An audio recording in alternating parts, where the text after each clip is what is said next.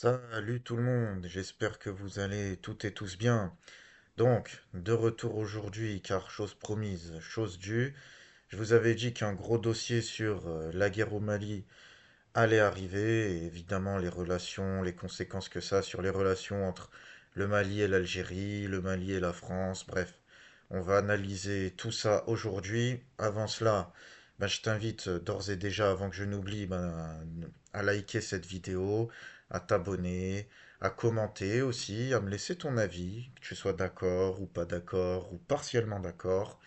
C'est toujours bien de voir ce que les gens pensent. Et on va commencer hein, sans plus tarder. Donc, la guerre au Mali. Déjà, d'analyser la guerre en elle-même, ainsi que les événements, etc., on va poser déjà le cadre géographique de la région du Mali et du Sahel, de manière plus large. Région à laquelle se rattache évidemment le Mali. Donc, le Sahel, c'est cette zone située à cheval entre le Sahara et la savane au sud, donc le Sahara au nord et la savane au sud. Donc, ça se caractérise par justement une zone désertique au nord faite d'ergs et de règues. Donc, l'ergue, c'est le désert sableux qui est fait de dunes, etc. Les règues, c'est le désert plutôt rocheux, donc un peu comme dans le canyon, même si le reg est plutôt fait de plaine de manière générale et est moins constitué de massifs. Mais bon, pour la faire simple, on va dire que c'est un peu un désert comme un genre de canyon. Et en fait, ce désert-là est traversé donc par des populations nomades, donc arabo-berbères, donc tout ce qui est Touareg, Maure, etc., qui, de tout temps, hein, depuis non pas des centaines, mais des milliers et des milliers d'années, et j'ai quasiment envie de te dire depuis que l'homme est homme, ces populations-là ont pour habitude de transiter d'une zone à l'autre, de parcourir ces déserts-là, et voilà. Ils suivaient le régime des pluies, d'où ils prélevaient des récoltes, etc. C'était vraiment un endroit où il y avait pas de frontières, mais vraiment aucune frontière jusqu'à la colonisation, qui est arrivée il y a 2 siècles, donc au 19e siècle. Sachant que les États centralisés, qu'il s'agisse des États centralisés d'Afrique du Nord ou des États centralisés des empires qu'il y a eu en Afrique subsaharienne, s'assuraient une autorité nominale sur telle ou telle tribu. Il n'y avait pas de souveraineté territorialisée. D'accord? Et les nomades, en fait, ont de tout temps été les garants, contre rétribution évidemment, du bon acheminement des caravanes, pour pouvoir assurer le commerce nord-sud. Tu vois, le commerce entre l'Afrique du Nord et l'Afrique subsaharienne. Les droits de parcours étaient fixés par la guerre, par l'usage et par l'entente entre les tribus. Le droit sur les puits était tenu par le clan de celui qui les avait creusés. Bref, il n'y avait rien d'administratif, il y avait rien, on ne notait rien à l'époque. Tout se faisait vraiment de manière à l'oral, de manière nominale. Maintenant, comme je te l'ai dit, la colonisation a justement contrebalancé tout ça.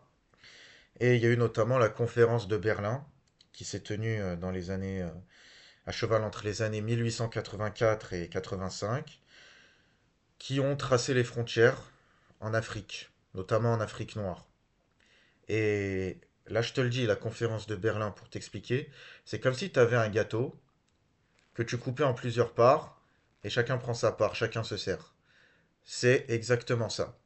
Les puissances coloniales de l'époque ont décidé de manière totalement arbitraire des frontières en Afrique. Ce qui n'a pas été sans causer des problèmes jusqu'à de nos jours d'ailleurs. La décolonisation a mis en avant le principe d'intangibilité des frontières coloniales, pour éviter justement qu'il n'y ait des guerres. Ça a bien marché, comme tu peux le constater jusqu'à aujourd'hui. Les États du Sahel, et surtout le Mali, sont constitués de mosaïques d'ethnies. Tu vois, au Mali, t'as de tout, t'as des Bambara, t'as des Peuls, t'as des Touaregs, t'as des Morts, t'as des Soninké, t'as des Haoussa, il y a vraiment de tout comme ethnie, qui de temps en temps s'entendaient, et de temps en temps se faisaient la guerre, s'esclavagisaient entre elles, voilà. C'est pas...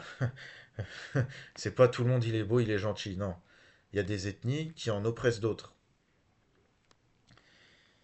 Et comme on le voit sur la carte que je vous mets, historiquement, l'Empire du Mali, c'est le sud du Mali, avec le Sénégal, une partie de la Guinée, tout ça. Bon. Le nord du Mali n'a pas appartenu au Mali historique. Voilà, ça a vraiment appartenu à aucun État. Comme je le disais, l'autorité dans la zone saharienne du Mali s'est toujours faite de manière nominale. Ce qui fait qu'aux indépendances, de nombreux défis doivent être relevés. Donc maintenant, on va analyser ce qui s'est passé au Mali au début de l'indépendance. Déjà, on va même remonter un peu avant. Un peu avant avec l'établissement de la zone CFA, qui s'est faite par étapes. Donc déjà en 1945, on a établi la zone CFA, qui justement, voilà, donc tu le vois, il y a la communauté, il y a l'Union économique et monétaire ouest-africaine en violet, dont fait partie le Mali, puis il y a la communauté économique et monétaire de l'Afrique centrale, donc en bleu. Ça a permis la mise en place d'une monnaie, le franc CFA, qui, il faut qu'on se le dise, n'appartient pas aux États en question. Elle est frappée, elle est fabriquée dans un village dont j'oublie toujours le nom en France, ce qui maintient ces pays dans une sorte de précarité, tout en permettant aussi, on va pas se mentir, une certaine stabilité monétaire, mais sans que ces pays ne puissent réellement prendre leur envol. Il faut savoir qu'il y a un franc pour chaque pays africain. Ce n'est même pas une monnaie commune, qui aurait permis quand même au moins d'avoir une monnaie un peu plus forte, un peu plus dynamique, avec des échanges facilités entre pays de la zone CFA. Non, même pas. C'est un franc pour le Mali, un franc sénégalais, un franc guinéen, un franc burkinabé, etc. En 58, il y a eu le référendum de la Cinquième République. Euh, les États africains, les chefs d'État africains, bon, ils n'étaient pas encore indépendants, mais la plupart étaient des parlementaires français, et c'était des hommes qui étaient déjà pressentis pour être les chefs d'État des futurs pays africains. On leur a proposé justement s'ils voulaient leur indépendance à ce moment-là, car dans le référendum de la Cinquième République, il y avait ce qu'on appelle la communauté franco-africaine. Il n'y a que la Guinée qui a voté non à la communauté franco-africaine et qui a pris son indépendance à ce moment-là. Tous les autres pays africains à qui on a proposé ont voté oui, y compris le Mali, hein. Donc c'est pour ça, oui à l'anti-impérialisme, non à l'angélisme, comme je le disais dans de précédents podcasts. On ne peut pas être plus malien que les Maliens. Je m'adresse un peu aux Algériens qui sont très anti-impérialistes. C'est bien, moi aussi je le suis. Mais on va pas non plus, hein, on va pas être plus malien que les Maliens, on va pas être plus vénézuélien que les Vénézuéliens, et etc., etc. Ce n'est qu'à partir du 22 septembre 1960 que le Mali est indépendant. Et en 62, Modibo Keïta fait sortir son pays de la zone CFA. En 63, éclata la première révolte touareg, qui fut écrasée, avec l'aide de l'Algérie. Faudrait le rappeler quand même à Assimi Goïta, car oui, les Touaregs se sont révoltés dans l'Adrar des Iforas, qui est un massif désertique à cheval entre le Mali et l'Algérie. Et il y avait la peur de voir un État indépendant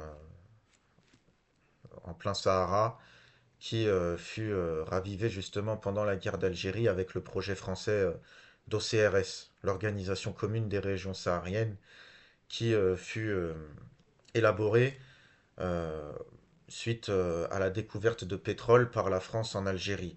Je vous invite à visionner ma vidéo sur la guerre d'Algérie, les frontières et De Gaulle.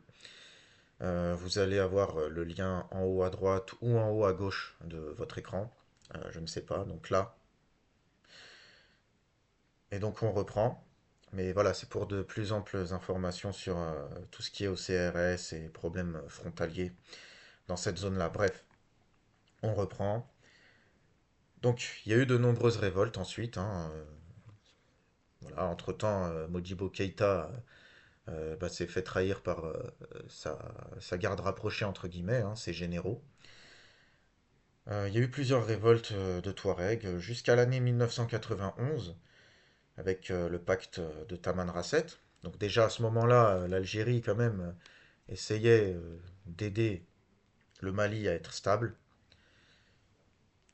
92, l'année d'après, il y a eu le pacte national où justement l'État malien a promis plus d'équité entre ethnies, voilà, le fait de moins discriminer les populations du Nord et ainsi de suite.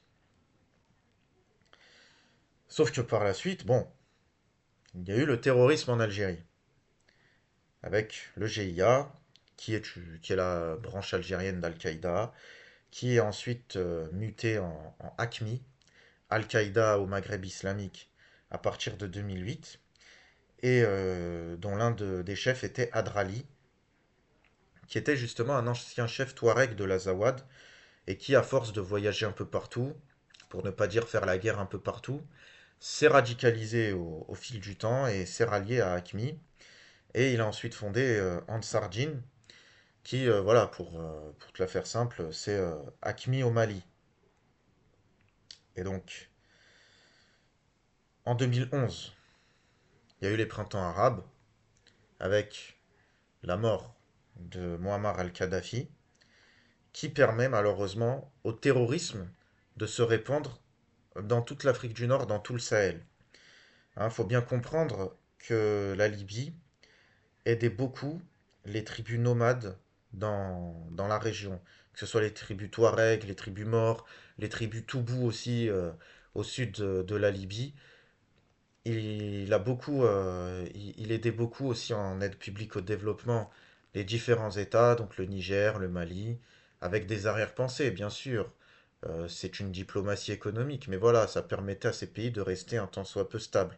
La fin de la Libye, c'est la fin de toutes ces aides et la réactivation des conflits ethnico-confessionnels, parce que oui, comme je te l'ai dit, le terrorisme en Algérie, ben, il a été repoussé en Algérie, mais les terroristes se sont repliés en plein désert pour pouvoir justement survivre. Et le chaos ambulant a permis aux groupes terroristes de se répandre. Donc ça a créé cette situation intenable. Et du coup, l'Azawad se révolte à nouveau jusqu'aux accords d'Alger de 2015.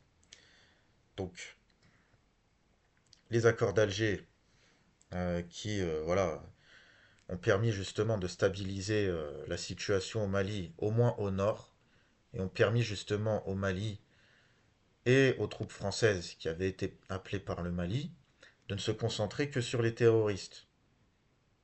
Enfin, les vrais terreaux, tu vois, vraiment Al-Qaïda et Daesh. Donc, Daesh qui s'est établi au Mali à partir de 2015. Les groupes terroristes, comme on le voit, bah, ils sont constitués de plein de groupes et de sous-groupes. Donc on en a plein qui sont rattachés à Al-Qaïda et qui se sont unifiés en JNIM à partir de 2017. Et en fait, le JNIM, c'est la fusion de plein d'anciens groupes. Donc déjà, il y a Ansar Dine qui a été fondé par Adrali. Il y a la Katiba Al-Masina. Il y a, voilà, il y a quoi d'autre? Il y a quoi d'autre? Excusez-moi. Il y a le Moujao aussi.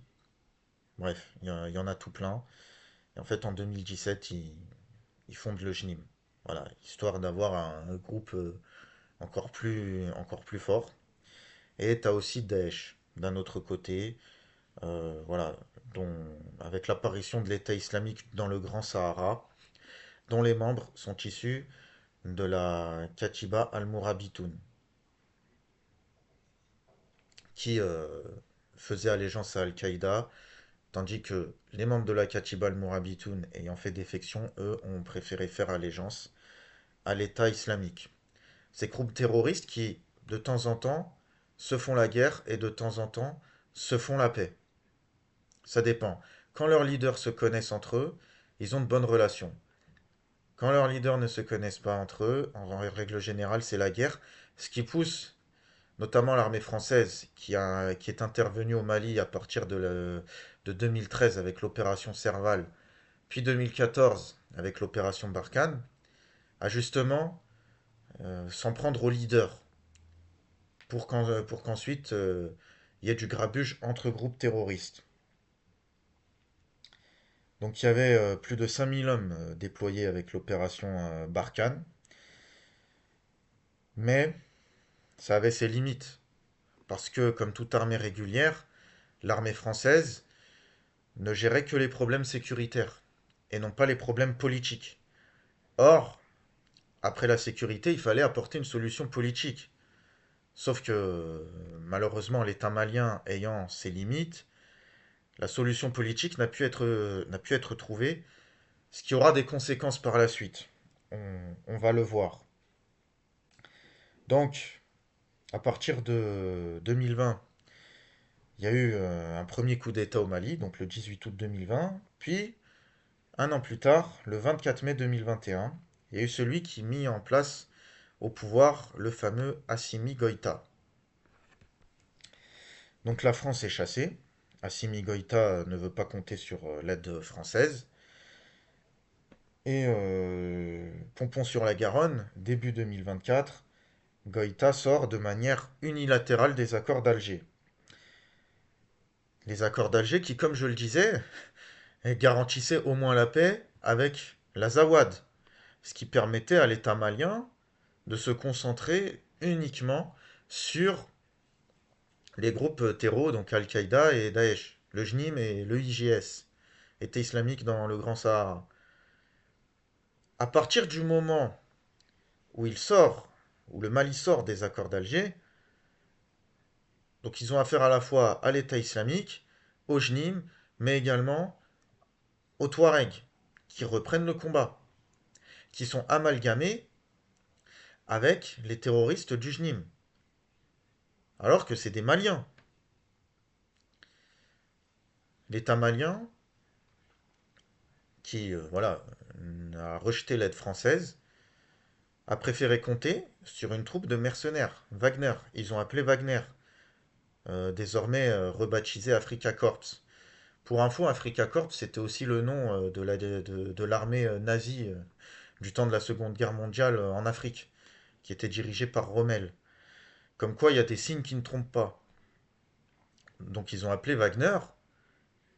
Wagner qui est une armée de mercenaires, ce n'est pas une armée professionnelle. Ils sont beaucoup moins efficaces que ne l'était l'armée française. Quoi qu'on pense hein, de la présence française en Afrique, évidemment, moi je comprends hein, la volonté de ces États de s'affranchir d'une forme d'asservissement, hein, de vouloir regagner en souveraineté, etc. En soi, ils n'ont pas un mauvais discours, mais leur idée est tellement mal exécutée, mais tellement mal. Le fait d'appeler des mercenaires qui pour la plupart sont d'anciens taulards, voilà, d'anciens bagarreurs de bar, alcooliques, etc., bah, ça rajoute de l'huile sur le feu. C'est des personnes qui n'ont aucun respect pour les populations locales. C'est des bagarreurs de comptoir, c'est des mecs qui peuvent se balader bourrés tout seuls et tirer sur n'importe qui. Ils n'ont pas la discipline qu'implique une armée vraiment régulière, professionnelle, comme l'était l'armée française, quoi qu'on dise. Et donc, voilà, et ils se font battre. Ils se font battre en plus. À Chinzawaten, par exemple. une ville frontalière entre l'Algérie et le Mali, Wagner et l'armée malienne se sont pris une défaite durant l'été 2024, il y a un an et demi de ça. Parce que maintenant, ils sont pris à cheval entre l'Azawad et le Jnim.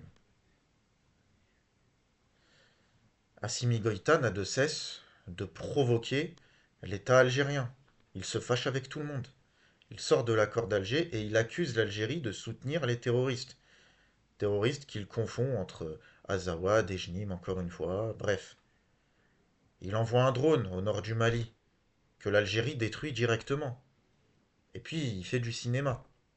Oui, comment ça se fait? Le drone était en territoire malien, etc. Moi, je ne sais pas si le drone avait franchi la frontière ou pas. Le fait est que l'Algérie se sentant provoquée, je dirais pas menacée, puisque je ne pense pas que l'armée malienne puisse menacer l'Algérie. Ils n'arrivent même pas à régler leurs problèmes chez eux. L'armée malienne, malheureusement, le soldat malien est très mal payé.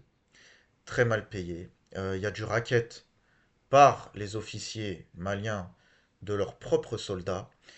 Faut voir, l'État malien est totalement défaillant. Donc ce n'est pas l'État malien qui peut menacer l'Algérie, qui est un État fonctionnel.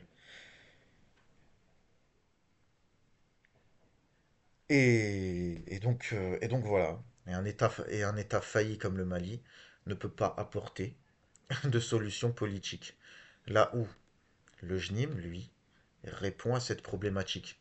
Problématique à laquelle ne répond pas l'État malien, à laquelle n'a pas pu répondre l'armée française, que je ne blâme pas encore une fois, c'était pas son rôle. Le JNIM lui apporte des solutions. Ils ont arrêté de couper des mains, ils ont arrêté de couper des têtes. Et je dis pas que je soutiens le JNIM. Moi, je suis pour l'intégrité territoriale des États. Je suis en faveur du principe d'intangibilité des frontières coloniales. Du mieux qu'on peut. Du mieux qu'on peut. Mais là, force est de constater que le JNIM joue mieux le jeu. Alors l'État islamique, non. L'État islamique, ils sont restés cons, comme à l'ancienne. Eux, quand ils prennent un territoire, c'est la charia à 100%. Le JNIM, non. Le JNIM, c'est les femmes se voilent, ça, c'est pas négociable. Mais ils règlent les problèmes de voisinage. Ils réparent les puits qu'ils trouvent. Ils apportent des vivres. Ils aident les populations locales. Et ils sont transethniques désormais. Ils sont transethniques. Ils ont des Touaregs. Ils ont des Peuls. Il y a même un des prédicateurs, j'oublie toujours son nom, Kuba, je crois. Désolé si j'ai oublié. Mais voilà, tu vois sur la carte là, la mosaïque d'ethnie qu'il y a en- au Mali. Le JNIM, excusez-moi, le JNIM apporte une solution à ce problème-là. Et désormais, ils ont l'avantage. Ils ont l'avantage dans la guerre et ils sont en plein siège de Bamako. Ils font le siège de Bamako actuellement depuis plusieurs mois, mais ils y vont doucement. Ils y vont doucement. Ils font le blocus. Ils font le blocus pour ne pas justement écraser trop rapidement Bamako et que ça n'ait trop de dégâts collatéraux, que ça ne frustre les populations. Ils ne veulent pas être trop violents avec les populations. Donc ils font le blocus.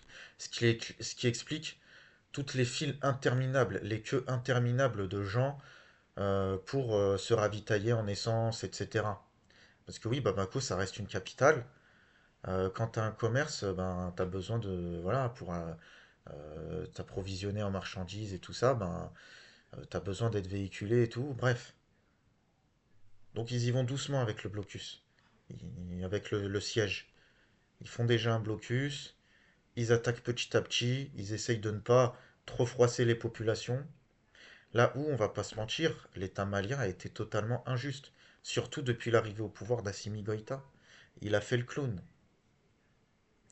Il s'est conduit de manière mais brutale avec les populations qui n'étaient pas du sud et même avec les non-bambara. Faut voir, même les Peuls, ce que se sont pris sur la gueule les Peuls, ils ont été victimes de lynchage plusieurs fois. Et comme ces populations-là, bah, ont trouvé le Al-Qaïda pour répondre à leurs problèmes du quotidien, ben, ils se tournent de plus en plus vers eux. Et là, on va de plus en plus vers la partition du Mali, malheureusement, qu'on le veuille ou non. Là, on est vraiment en train de voir le Mali se diviser en plusieurs États. Donc sûrement l'Azawad au nord, au sud ce sera un État islamique c'est un peu à l'image, voilà, rattaché à l'idéologie des pétromonarchies. Pétromonarchies, notamment les Émirats qui financent Wagner. Parce que oui, Assimi Goïta, il s'est dit quoi? Il s'est dit sans doute que voilà, je ramène Wagner, donc ça va me rattacher à la Russie. Mais la Russie, ils en ont rien à foutre de ce qui se passe au Mali, mon ami. Ils sont occupés avec l'Ukraine, au point où ils ont lâché la Syrie. La Syrie, qui stratégiquement parlant est beaucoup plus importante pour eux que le Mali. S'ils ont lâché la Syrie, le Mali, ils n'en ont rien à foutre. Wagner, Africa Corps, ce n'est pas l'État russe. Je vous rappelle que Wagner a tenté, il y a 2 ans et demi de ça, un coup d'État, un putsch contre Poutine. C'est là qu'on voit la différence pardon, entre l'intelligence et le vice. Ceux qui dirigent le Mali actuellement, la junte malienne, ils sont vicieux, mais ils sont cons. Ils ne sont pas intelligents. Ils ont fait preuve d'amateurisme.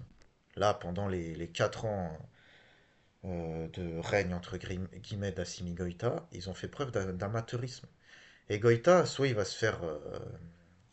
soit il va être victime d'un autre coup d'État, soit il va se barrer, il va trouver l'asile ailleurs, soit... soit voilà, je sais pas. Enfin, soit l'un, soit l'autre. Et tu verras que quand ce sera le JNIM qui sera au pouvoir à Bamako, ils auront de bonnes relations avec les Émirats. Les Émirats qui se sont gavés d'or malien.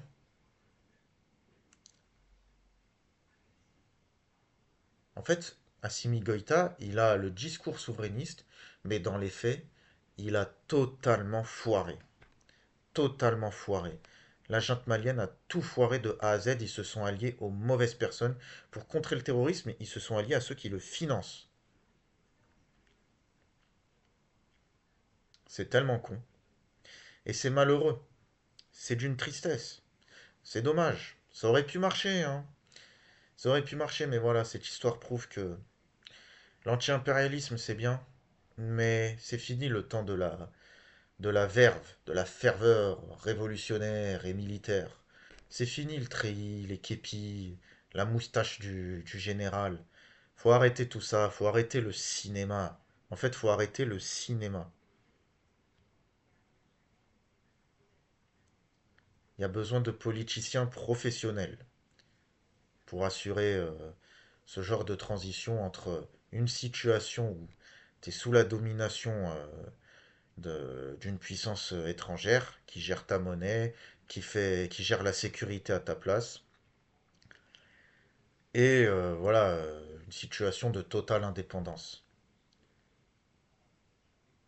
Tu ne peux pas faire preuve d'amateurisme quand tu as ces défis-là à relever.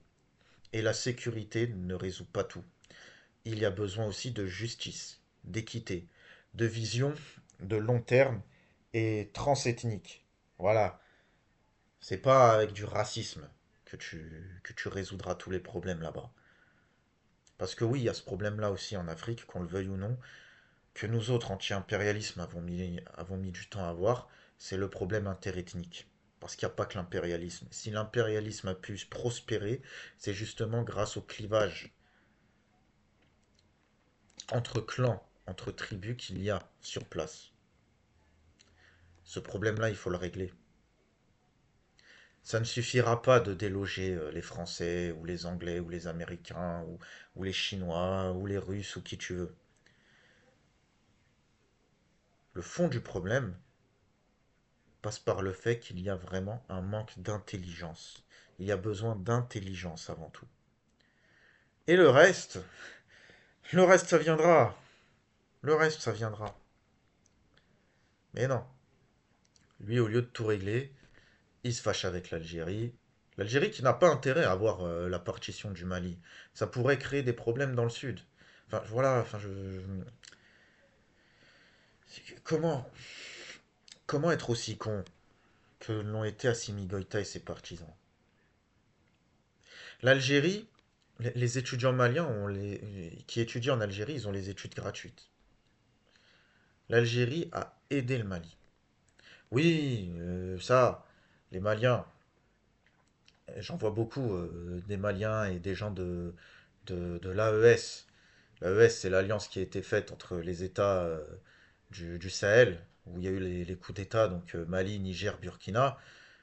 J'en vois beaucoup qui rappellent, on s'en rappelle, hein, sans que vous nous le rappeliez, mais bon, c'est pas grave, qui rappellent le fait que Modibo Keïta, à l'époque, voilà, il avait ouvert un front au FLN. Donc déjà, le front, il a été ouvert en toute fin de guerre d'Algérie, c'était fin 61. Et en plus de ça, tu veux que je te dise ce que l'Algérie a fait pour le Mali après? Accord de Tamanrasset, accord d'Alger. Dès le premier article, tu vois dans les accords d'Alger, l'intégrité territoriale et l'unité du Mali est garantie par les présents accords. Tu tapes juste accord d'Alger 2015 PDF sur Google, tu l'as. Et tu le vois, c'est le premier article. Chapitre 1, petit a. J'aurais dû t'en faire une capture.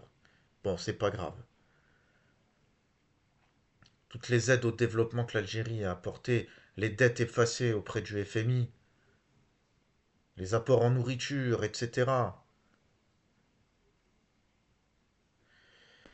C'est dommage. C'est profondément dommage. Donc voilà les amis, encore une fois, n'hésitez pas à liker, vous abonner, à commenter, hein, que vous soyez algérien, français, malien, de l'AES, africain, ou rien de tout ça. Donnez votre avis. On est ouvert au débat sur cette chaîne. Et merci de m'avoir écouté jusque-là. Et en attendant, je vous dis à très bientôt. Ah oui aussi, abonnez-vous également à ma chaîne d'investissement, Samus Max Invest. Vous avez le lien dans la description. Allez vous abonner, il y a du lourd qui arrive aussi sur cette chaîne. Ma chaîne d'investissement, donc en actions et en crypto-monnaie.